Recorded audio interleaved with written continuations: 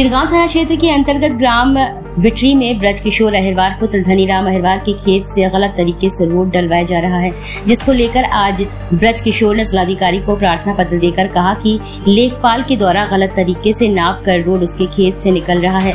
जिलाधिकारी ने आश्वासन दिया कि उसके खेत की गलत तरीके से नाप नहीं की जाएगी और मौके पर पहुंचे एसडीएम मौट ने निशान लगवाकर रोड डालने के आदेश दिए हैं, जिसको अगले दिन पहुंचे लेखपाल ने एसडीएम महोदय का आदेश ठुकराकर फिर अपनी मनमर्जी के साथ नाप की और किसान को धमकाते हुए कहा कि मैं किसी अधिकारी के आदेश को नहीं मानता हूं, मुझे जिस तरीके से नाप करनी है मैं वही नाप करूंगा, तुम्हें जो करना है वह करो। 3 दिन पहले एसडीएम साहब आए थे खेत पर। उन्होंने कहा जो कुआं है हमारा, उन्होंने कहा कि इस कुएं को छोड़कर और बगल से सेक्टर सीधा डलवा दिया जाए।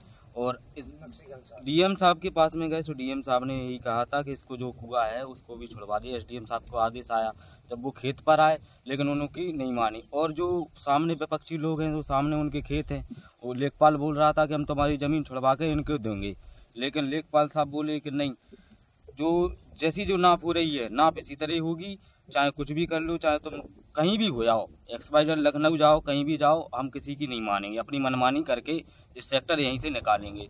तो एसडीएम साहब की भी बात नहीं मानी, बोले लिखित में दी क्या, लेखपाल बोला लिखित में दी क्या ये बात। हमने कि एसडीएम साहब मौका मुआयने करने आए थे, जो 4-5 लोग हैं, बलबीर और किशनपाल, इन लोग, अतर सिंह और नरेंद्र सुरेंद्र, इन लोगों ने, चारों लोगों ने फौरी से वो रंगीच मिटा दी।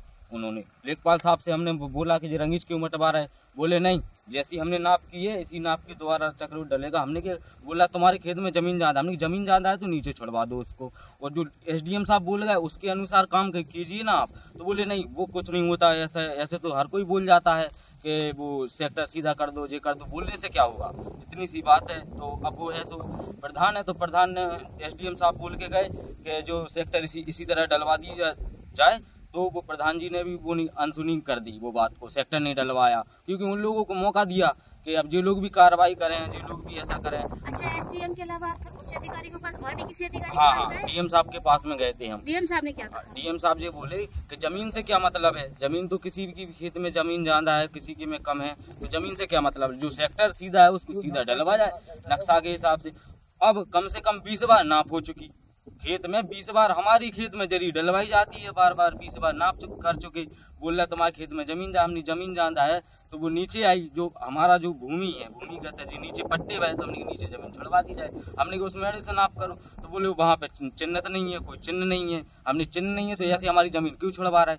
बोले इन लोगों की खेत की जमीन कम है, तो हमने कि इन लोगों की खेत की जमीन ऐसे कैसे दिला सकते हैं आप इन्हें ऐसे, कोई आदेश हो, कोई आपके पास ऑर्डर हो, कुछ हो, तब तो एसडीएम साहब बोल के गए तो उनकी भी बात नहीं मान रहे। अच्छा, अब आप क्या चाहते हैं? हम ये चाहते ही कि हम बार नाप हमको करवानी नहीं है, हमारे पास से जो जितनी भी जमीन जा रही है हम देने के लिए तैयार हैं, वो सेक्टर डल जाए, बस इतनी विनती है हमारी। और हमें एसडीएम साहब जो बोल के गए उसी बात से सहमत हैं। बस साहू लेखपाल जी हैं तो वो अपनी मनमानी कर रहे हैं, उन्होंने हमको नाप नहीं करानी है हमको, अन्यथा कोई भी लेखपाल आके वो नाप कर सकता है। वो रस्सी बंधवा दे, जो राजा राम को खेत है वहाँ से वो रस्सी बंधवा के सीध बंधवाई जाए, हमें कोई दिक्कत नहीं है। जहाँ जितना भी हमारा जाएगा खेत उसको हम देने के लिए तैयार है। अब वो तिरछा कर रहे हैं तो वो तिरछा ना किया जाए, जो सेक्टर नक्शे में सीधा है उस अनुसार सीधा किया जाए, उसको हमको नाप नहीं चाहिए, बस नाप बहुत हो जाएगी। कम से कम 20 बार 3 साल से नाप कर रहा है वो लेखपाल, महेश साहू 3 साल से।